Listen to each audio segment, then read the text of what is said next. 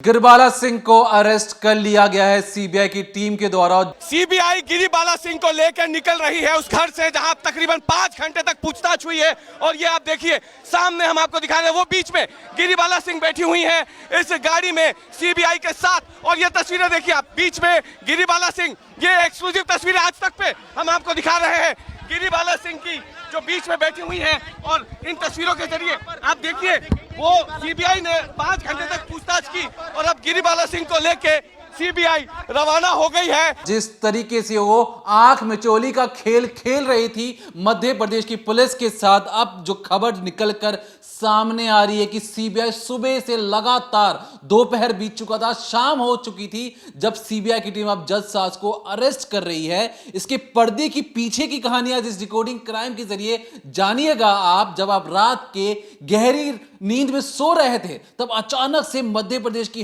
High court website के जरिए पूरी दुनिया को यह बताती है कि जज सास के एंटीसिपेटरी बिल को रिजेक्ट कर दिया गया है। हम इस डिकोडिंग क्राइम के जरिए उस ऑर्डर कॉपी को कमेंट सेक्शन में पिन भी कर देंगे ताकि आपको भी पता लग सके कि किस तरीके से जज सास ने आंख मिचौली का खेल, अपनी जज रहने का जो रसूख उन्होंने अपनाया, जिसकी वजह से लगातार उन्हें छूट पर छूट मिल रही थी। अब जो खबर निकलकर सामने आई है, सीबीआई ने उन्हें अरेस्ट कर लिया है। और तड़की सुबह, क्योंकि कल रात को लगभग 1 बजे के आसपास ये ऑर्डर कॉपी अपलोड हो चुका था, उनकी बेचैनी बढ़ चुकी थी। लेकिन तड़के सुबह वो कुत्तों को, जो स्ट्रीट डॉग्स हैं, उन्हें खाना खिलाने के लिए बाहर आती हैं। खाना खिलाने के बाद तिरछी नजरों से वो मीडिया वालों को घूरती हैं और वापस अपने घर के अंदर चले जाती हैं। और उसके बाद सीबीआई टीम की दस्तक होती है इसी गेट के बाहर और लगातार सुबह से ताबड़तोड़ एक्शन मोड में थी सीबीआई की टीम। और जिसके बाद जो सबसे बड़ी खबर निकलकर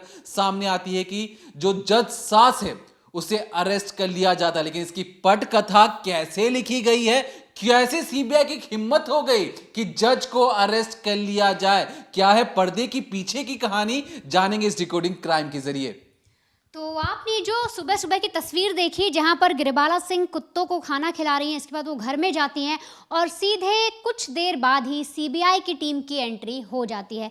मैं आपको ज़रा कल की तस्वीरें दिखाती हूँ। ये जो आप छत देख रहे हैं, ये वही छत है जहां पर त्विषा की मौत हुई थी और सीबीआई की टीम बाकायदा यहाँ पहुँचकर एक एक पहलू की जाँच कर रही है, इन्वेस्टिगेशन कर रही है और हर एक सबूत को जुटाने की कोशिश की जा रही थी। अब ये जो पूरा आपने एरिया देखा है, जो छत का एरिया है, इस कल के दिन में यहाँ पर पूरी हलचल मची हुई थी क्योंकि तहकीकात हो रही थी। लेकिन आज गिरिबाला सिंह के घर के अंदर, एक बंद कमरे के अंदर हलचल मची हुई है क्योंकि गिरिबाला सिंह से लगातार सीबीआई की टीम पूछताछ कर रही थी। सुबह जब सीबीआई की टीम गिरिबाला सिंह के पास पहुंचती है, उन्हें बिठाती है और उनसे कई सारे सवाल पूछती है, वही सवाल जो हर किसी के जहन में है, चाहे वो सीसीटीवी को लेकर हो, पोस्टमार्टम को लेकर हो, उनकी बहू से उनकी अंडरस्टैंडिंग को लेकर हो, तमाम तरीके के सवाल किए जाते हैं। और इसके बाद क्योंकि हाईकोर्ट ने बाकायदा ऑर्डर पास कर दिया था, उनकी बेल को रिजेक्ट कर दिया था और ये सीबीआई को अधिकार मिल गया था कि अब वो गिरिबाला सिंह को अरेस्ट कर सकती हैं। और इसीलिए ये जो आप तस्वीर भी देख रहे हैं कि जो गिरिबाला सिंह हैं वो अब सीबीआई की गिरफ्त में आ चुकी हैं। लेकिन किस तरीके से जब निचली अदालत में पूरा मामला जाता है तो अचानक से कैसे एक दिन में ही गिरिबाला सिंह को बेल मिल गई, वहीं जब पूरा मामला हाईकोर्ट में पहुंचा और सीबीआई ने जब अपना पक्ष रखा तो जो एमपी पुलिस यानी भोपाल पुलिस की पोल तो खुली, साथ ही निचली अदालत ने किस तरह से गलत फैसला दिया था उसकी भी एक तरह से पोल जो है वो खुली है। अब देखिए, जब हाईकोर्ट में पूरा मामला पहुंचा और हाईकोर्ट ने इस पूरे केस को स्टडी किया तो उन्होंने कुछ पॉइंटर्स बनाए। उन्होंने साफ तौर पे कहा कि देखिए, इस पूरे केस में सबसे पहले हाईकोर्ट ने देखा कि जो त्विषा है उसकी डेथ शादी के 7 साल के अंदर हुई। यहाँ शादी के 7 साल के अंदर मतलब क्योंकि त्विषा की जो मौत है वो उसकी शादी के 5 महीने के अंदर हुई है, शादी को उसके सिर्फ 5 महीने बीते थे। लेकिन दरअसल आम तरीके इस तरह से जो केसेस होते हैं, जब एक लड़की की शादी होती है और वो अपने ससुराल जाती है तो ससुराल में अगर 7 साल का जो अंतराल रहता है, यानी 1 साल से लेकर 7 साल तक अगर उसकी डेथ हो जाती है और वो संदिग्ध होती है तो परिवार वालों पर दहेज का केस, उत्पीड़न का केस अगर बनता है तो बनाया जाता है, मतलब कि वो केस लगाया जाता है। 7 साल के बाद अगर किसी बहू की डेथ हो रही है या वो संदिग्ध परिस्थिति में हो तो ऐसे चांसेस जो है कम हो जाते हैं। तो यहाँ पर जो त्विषा शर्मा की डेथ हुई वो 7 साल के अंदर ही हो गई, इसलिए ये देखना बहुत महत्वपूर्ण है। कोर्ट ने ऐसा कहा।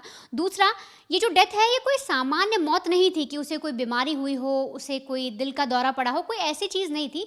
जो परिस्थितियां थी बहुत संदिग्ध थी और आरोप प्रत्यारोप का जो एक पूरा दौर था वो चालू हो गया था परिवार की तरफ से, इसीलिए इन चीज़ों को भी देखना बहुत ज़रूरी था। तीसरा जो हाई कोर्ट ने रखा वो बोला कि जो डेथ हुई है उस लड़की की वो उसके ससुराल में हुई है और इसीलिए वो पहले ही संदेहास्पद हो जाती है और इसीलिए उस पर सवाल उठाने ज़रूरी हैं। इसके बाद उन्होंने जिक्र किया पोस्टमार्टम का, उसका भी हम आगे आपको बताएंगे, क्योंकि अभी तक जो दिल्ली की टीम ने पोस्टमार्टम किया था दिल्ली एम्स ने, वो अभी तक नहीं आया दूसरे पोस्टमार्टम का। लेकिन कोर्ट ने जो पहली पोस्टमार्टम रिपोर्ट आई थी उसका जिक्र किया और बताया कि उसको कई सारी गंभीर चोटें थी, जिससे पता लगता है कि उसकी मौत से पहले उसके साथ मारपीट हुई है या उसके साथ कुछ प्रताड़ना हुई है। इसके अलावा कोर्ट ने ये भी मेंशन किया कि लड़की जब गर्भवती थी तो उसका एबॉर्शन कराया गया। इस बात को नज़रअंदाज नहीं कराया जाता और किस आधार पर निचली अदालत ने गिरबाला सिंह को बेल दे दी थी। इसके अलावा प्रताड़ना की बात का भी हाई कोर्ट ने जिक्र किया। अब एक एक करके सारी चीज़ों को समझने की कोशिश करते हैं। देखिए, सबसे पहले जब ट्रायल कोर्ट में पूरा मामला चल रहा था और सारी चीज़ें हो रही थी और ट्रायल कोर्ट ने बड़े आराम से जब उनको बेल दे दी थी, तो जब पूरा मामला सीबीआई के पास पहुंचा और सीबीआई की तरफ से जब पक्ष रखा गया तो उन्होंने कोर्ट में कहा कि देखिए सर, हमें पूरी तरीके से जो पुलिस को केस डायरी सौंपनी थी जिसके अंदर हर एक चीज़ मेंशन होती है, केस की हर एक डिटेल जो शुरुआत से लेकर आखिरी तक मेंशन हो, जहाँ की 7 बजे ये अपडेट मिली थी, 8 बजे उनके पति आए, 8:30 पर किसने लाश देखी, हर एक की जो टाइमिंग और सब चीज़ होती है, वो जब हमें केस डायरी मिली तो अधूरी थी, उसमें कुछ भी मेंशन नहीं था। और इसी वजह से ये जो पूरा मामला है कहीं ना कहीं मोड़ने और तोड़ने की कोशिश हो रही थी शुरुआत से ही।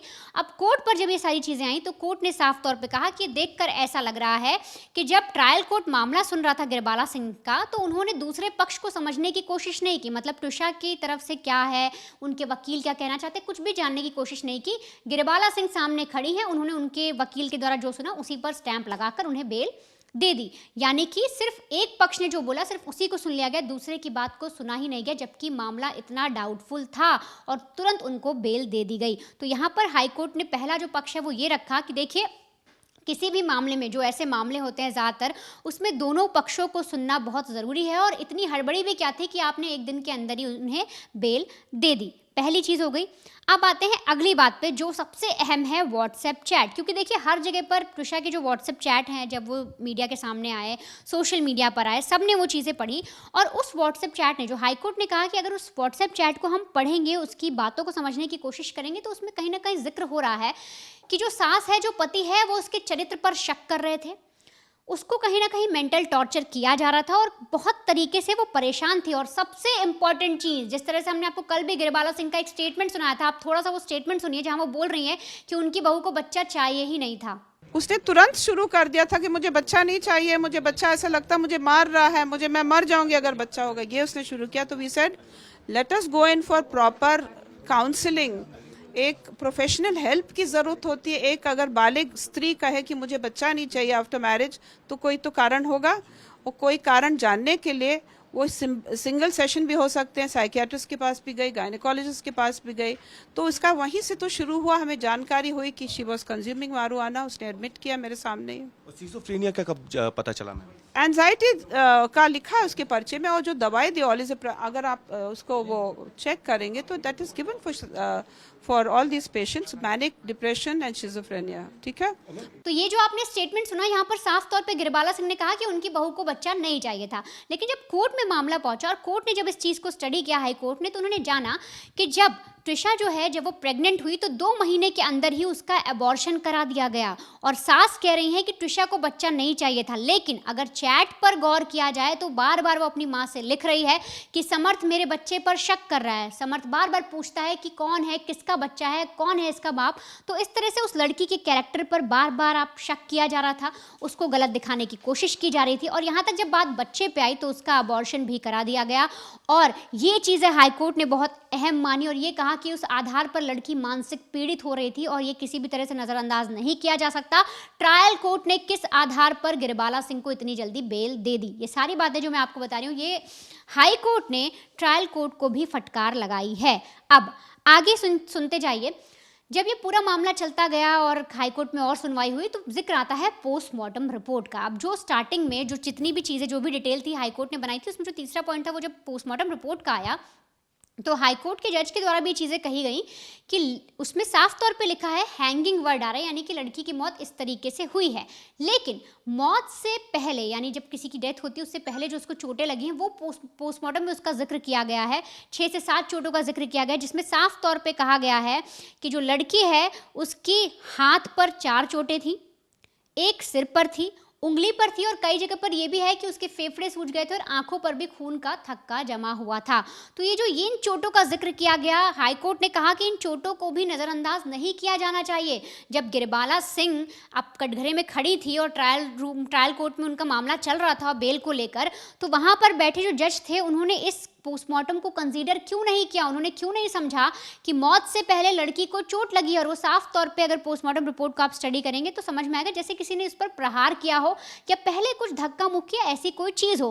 कोर्ट ने साफ कहा कि जिस तरह से समर्थ ने जो बयान दिया, जो गिरिबाला सिंह कह रही हैं कि वो ऊपर पहुंचती हैं, देखती हैं, फिर खाट बिछाती हैं, उस पर चढ़कर अपनी बहू को उतारने की कोशिश करती हैं, तो कोर्ट ने साफ कहा कि जो चोटें हैं, जिस हद तक लड़की को चोट लगी है, उनमें से कोई भी चोट ऐसी नहीं है जो किसी को आप उतारते हुए या किसी के शरीर को अगर आप उतार रहे हैं कहीं से ऊपर से नीचे ला रहे हैं तो ऐसे में कोई चोट लगी हो, वो चोटें ऐसी नहीं है। वो साफ तौर पे पता लग रहा है कि किसी ने धक्का मुक्की, लड़ाई या ऐसी कोई प्रताड़ना की है। तो इसलिए भी कोर्ट ने साफ तौर पे जो उनकी बेल थी उसको रिजेक्ट करने का फैसला किया।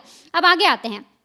कोर्ट ने साफ तौर पे कहा, जैसे मैंने आपको शुरुआत में बताया था कि कोई सामान्य मौत नहीं थी कि कोई बीमारी चल रही हो, ट्रिशा को बहुत लंबे समय से वो बीमार थी और इस वजह से उसकी डेथ हो गई, उसको दिल का दौरा पड़ा हो, गिरते गिरते मतलब एक्सीडेंट हो गया, कोई भी ऐसी चोट नहीं थी, बल्कि अपने मौत नहीं थी, वो अपने घर में संदिग्ध हालत में मृत पाई गई। और इस चीज़ को किस तरीके से ट्रायल कोर्ट ने नज़रअंदाज किया और इसीलिए बार बार हर कोई कह रहा था कि ट्रायल कोर्ट जो है वो भी इन्फ्लुएंस हो गया गिरिबाला सिंह से, बड़े बड़े कानूनी अधिकारी भी इन्फ्लुएंस हो गए गिरिबाला सिंह से और उन्हें इसीलिए आसानी से बेल दे दी। तो हाई कोर्ट ने ये भी कहा और साथ ही ये कहा कि ट्रायल कोर्ट को सोचना चाहिए कि इतना संदिग्ध मामला है, एक लड़की की मौत हो गई है, रहस्यमय तरीके से मौत हो गई, पोस्टमार्टम में ऐसी चीज़ें आ रही हैं और आप अगर सास को, जो इतनी पावरफुल सास है, जो पहले उस पद पर बैठ चुकी है, अगर उसे आप रिहाई मतलब उसे आप बेल दे देते हैं तो किसी भी तरीके से एविडेंस को टेम्पर किया जाता है। यह हाई कोर्ट ने बताया, ये बोला कि सामान्य अगर मौत होती तो एक बार को सोचा जाता, लेकिन जिस तरह से गंभीर अपराध दिख रहा है, पुलिस वालों की जैसी इन्वेस्टिगेशन होनी चाहिए वो नहीं हुई और ऐसे में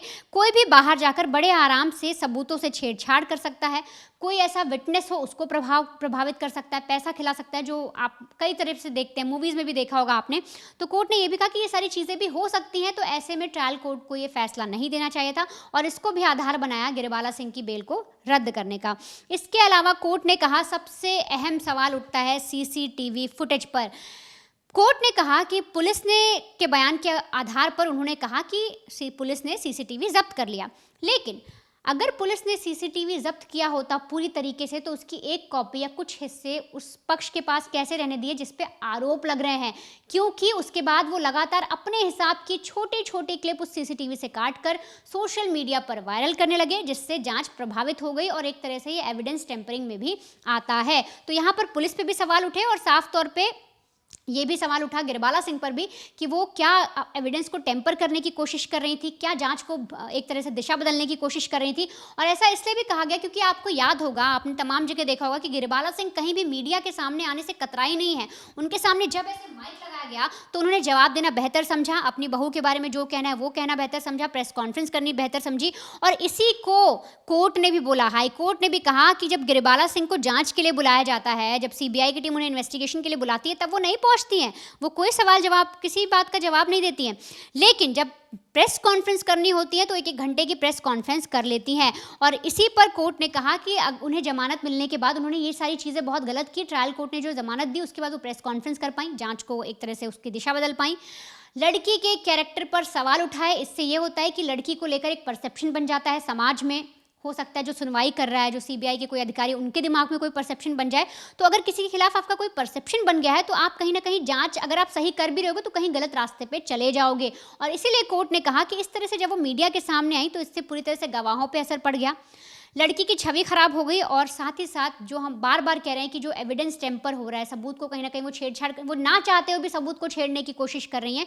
तो इस आधार पर भी कोर्ट ने कहा कि ऐसे में गिरिबाला सिंह को बेल नहीं मिलनी चाहिए, उन्हें फौरन जो सीबीआई है वो उनसे पूछताछ कर सकती है और अगर सीबीआई को लगता है तो वो उन्हें गिरफ्तार भी कर सकती है। और इसी आधार पर गिरिबाला सिंह जो हैं अब गिरफ्तार हो गई हैं। अब आगे का कोर्ट में क्या हुआ, किस तरह से चीज़ें आगे बढ़ी और कैसे कैसे जो हाई कोर्ट है उसने किस तरीके से पुलिस को तो बताया कि उन्होंने क्या गलतियां की और किस तरह से इस केस में सीबीआई ने भी अपनी अहम भूमिका निभाई और एक एक करके सबूत जो है वो कोर्ट के सामने पेश किए।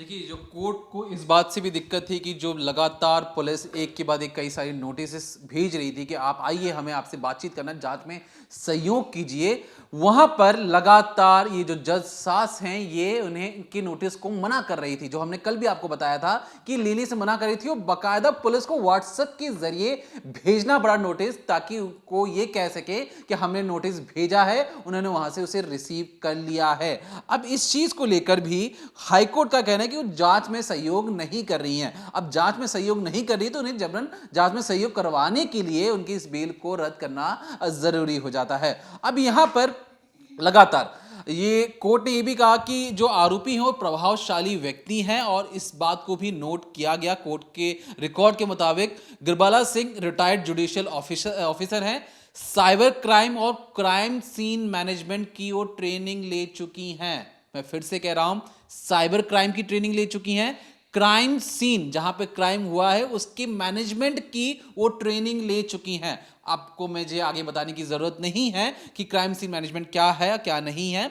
अब यहां पर अभियोजन जो उन्होंने आरोप लगाया कि ये जो क्राइम सीन की मैनेजमेंट को लेकर जो बातें निकलकर सामने आई है, क्या जज सास ने इसका फायदा उठाया और क्राइम सीन को टैंपर करने की कोशिश की है। तो हाई कोर्ट ने इस बात को भी माना है, संज्ञान में लिया है कि हाँ, हमें लगता है कि बेल के बाहर रहने की वजह से शायद ऐसी कोई चीजें हो सकती हैं। अब यहां पर क्योंकि देखिए, सीबीआई को भी अपना तर्क रखना था। सीबीआई ने सीधे तौर पर पहले कहा कि सर, कई जो मिस्ट्री हैं, जो रहस्य हैं, अभी तक उनकी समझ से परे हैं। मसलन के तौर पर जिस तरीके से सीसीटीवी फुटेज में जानबूझकर उस वाले हिस्से को दिखाया गया जहां पर सीपीआर दिया जा रहा था, और जो गिरबाला सिंह है कमरे से कभी अंदर जा रही है, बाहर जा रही है, मानो टहल रही हैं, जहां पर उनकी बहू की हालत खराब हो रही है। तो ऐसे में वो समझना चाहते हैं कि गिरबाला सिंह ऐसी हरकत क्यों कर रही थी, पहली चीज। दूसरा, जो पूरा का पूरा जो ये सीक्वेंस है, जो जहां पर वो जो ट्विशा है ऊपर जाती है, फिर अचानक से उसकी मौत हो जाती है, ये पूरा का पूरा घटनाक्रम में ही संदिग्ध है, मानो किसी ने जानबूझकर सब कुछ तैयारी के साथ ये सारी चीजें करवाई हैं। सबूतों के साथ छेड़छाड़ हुई है। सबूतों के साथ छेड़छाड़ तो हम पहले दिन से कह रहे हैं, क्योंकि 12 मई को डेथ होती है और 15 मई को एफआईआर पहली बार दर्ज होती है। 3 दिन का वक्त लग जाता है। 3 दिन के अंदर अब घर में रोज झाड़ू पोछा तो आप लगाते ही हैं। अब उसके बाद 3 दिन के बाद भी 1 घंटे के भीतर इन्हें बेल भी मिल जाती है। तो वो शख्स क्या सबूतों के साथ छेड़छाड़ करेगा? नहीं करेगा। जो चौथा जो पॉइंट है सीबीआई का, कि किसी भी तरीके का सहयोग नहीं किया जा रहा है गिरबाला सिंह के द्वारा। अब यहां पर उन्होंने कहा कि कस्टोडियल इंटीग्रेशन होना चाहिए और हाई कोर्ट इस बात से सहमत हुआ है। हाईकोर्ट ने एक और चीज कही कि कैंसिलेशन और क्वॉशिंग का अंतर समझाया। इसमें उन्होंने साफ तौर पे कहा कि बेल अगर किसी की आप कैंसिल करती है कोर्ट, तो उसके लिए स्पेशल अटेंशन की जरूरत होती है। खास तौर पर जैसे मान लीजिए कि किसी का आप बेल रद्द भी कर रहे हैं, तो कोई छोटा मोटा मामला हो कि अरे इसने कोई पॉकेट मार लिया किसी का, कोई छोटी मोटी जो चीज होती है उस पर आप बेल दे देते हैं। लेकिन जहां पर संदिग्ध मामला, क्योंकि जैसे वर्णिता ने शुरू में बताया कि 7 साल के भीतर एक दुल्हन की मौत हो जाती है, उसमें उस पूरी फैमिली की जो एक प्रक्रिया है वो संदिग्ध है, तो किस तरीके से ट्रायल कोर्ट ने छोड़ दिया। और ये कोई साधारण कैंसिलेशन बेल नहीं है। ट्रायल को जो हाईकोर्ट ने ये कहा कि ट्रायल कोर्ट ने महत्वपूर्ण तथ्य नजरअंदाज किए हैं। अब जब हाईकोर्ट की जो टिप्पणियां होती हैं वो सीनियर जजेस होते हैं। जो ट्रायल कोर्ट में तो नए नए जजेस आते हैं, जो ट्रायल कोर्ट के, जो हाई कोर्ट के जजेस जो टिप्पणी करते हैं, जो कमेंट करते हैं, वो निचली अदालत को समझना और सीखना चाहिए कि किस तरीके से जो उनके सीनियर जजेस हैं वो किस तरीके की टिप्पणी और किस तरीके से इन्वेस्टिगेशन कर एक जजमेंट देते हैं। दूसरा तरीका कि गलत तरीके से जमानत दे दी गई है।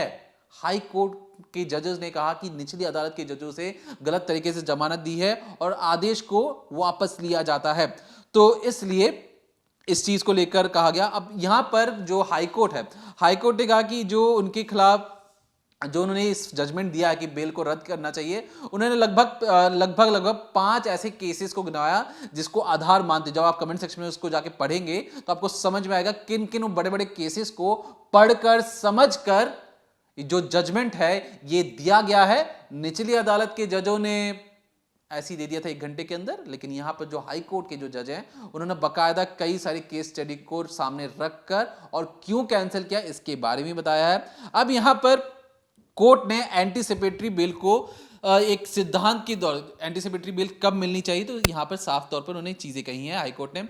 ये कोई सामान्य अधिकार नहीं है कि किसी को आप ऐसे ही तुरंत एंटीसिपेटरी बेल दे दो कि पुलिस अरेस्ट करने आए उससे पहले ही मैं एक एंटीसिपेटरी बेल ले लूं कि मुझे कोई अरेस्ट नहीं कर सकता है, बल्कि एक तरीके से बहुत ज्यादा प्रिविलेज देने वाला एक जजमेंट होता है।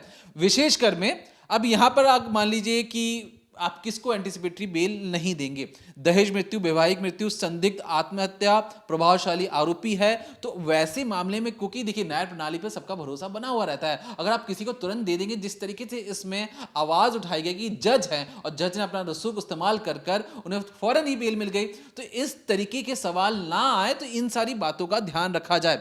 कोर्ट ने अंतिम में यह भी कहा कि देखिए जो बड़े बड़े सबूत थे उसे नजरअंदाज कर दिया गया, जो सही तरीके से मूल्यांकन नहीं किया गया, सिर्फ और सिर्फ जज की बात ही मानी, जज साहब की बातें सुनी गई और जांच शुरुआती दौर में था तो उसको महत्व नहीं दिया गया है, जबकि गंभीर आरोप मौजूद थे, जो बहुत सारे ऐसे सबूत थे जो साफ तौर पे कुछ और इशारा कर रहे थे।